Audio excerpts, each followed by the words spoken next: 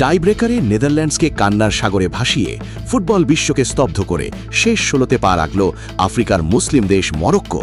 রুদ্ধশ্বাস এই জয়ের পর পুরো বিশ্ব দেখল এক অভাবনীয় দৃশ্য।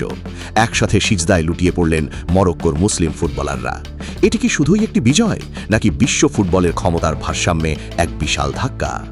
শেষ ৩২-এর সম্ভবত সবচেয়ে বড় হাই ভোল্টেজ এবং বিতর্কিত ম্যাচটাই ছিল আজ মরক্কো ও নেদারল্যান্ডসের মধ্যকার র্যাঙ্কিংয়ের ৭ বনাম ৮ নম্বরের লড়াই। মাঠের ভেতর বাঘে সিংহে লড়াই যাকে বলে, ঠিক সেটাই দেখল ফুটবল বিশ্ব। আক্রমণ আর পাল্টা আক্রমণে কেউ কারো দুর্গ ভেদ করতে না পারলে প্রথমার্ধে গোল শূন্য থেকে বিরতিতে যায় দুই দল। তবে আসল নাটক তখনও বাকি ছিল। আন্তর্জাতিক সম্পর্কের গভীর কূটনীতিতে একটি অত্যন্ত জনপ্রিয় তত্ত্ব রয়েছে, যাকে বলা হয় অ্যাসিমেট্রিক ওয়্যারফেয়ার বা অসম যুদ্ধনীতি। সহজ বাংলায় এর অর্থ হল, যখন কোনো তুলনামূলকভাবে দুর্বল বা ছোট শক্তি তাদের সীমিত সম্পদ কিন্তু অদম্য জেদ ও কৌশলের মাধ্যমে একটি পরাশক্তিকে চূর্ণ বিচূর্ণ করে দেয়, আন্তর্জাতিক রাজনীতিতে সেটাই হলো এই অ্যাসিমেট্রিক ওয়্যারফেয়ার। আর নেদারল্যান্ডসের বিপক্ষে মরক্কো আজ ঠিক এই অ্যাসিমেট্রিক ওয়্যারফেয়ারের এক চূড়ান্ত নিদর্শন স্থাপন করেছে।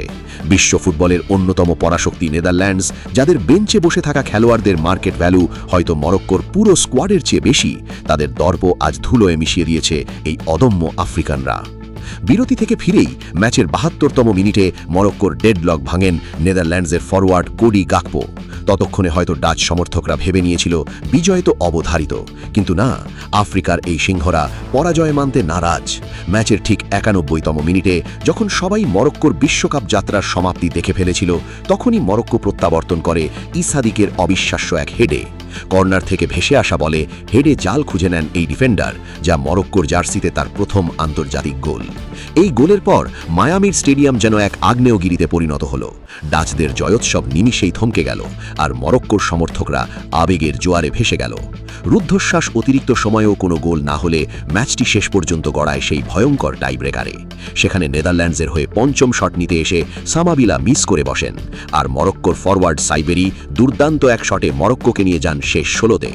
এখন বিশ্ব ফুটবল মহলে আমাদের সেই চরম বিতর্কিত ও জ্বলন্ত প্রশ্ন, মরক্কোর এই অভাবনীয় বিজয় কি শুধুই তাদের লড়াকু ফুটবলীয় কৌশলের ফল, নাকি বিশ্ব ফুটবলের ক্ষমতার কেন্দ্রে আফ্রিকার এক নতুন সফট পাওয়ার হেজেমনি প্রতিষ্ঠার ইঙ্গিত, নাকি টাইব্রেকারের ভাগ্য শুধুই এক কাকতালীয় ঘটনা? আপনার ক্ষুরধার মতামত এখনই কমেন্টে ঝড় তুলে জানান। আর ফুটবল দুনিয়ার এমন ইনসাইট পলিটিক্স ও দুর্দান্ত সব অ্যানালিসিস সবার আগে পেতে এখনই আমাদের FC স্পোর্টস চ্যানেলটি সাবস্ক্রাইব করে রাখুন।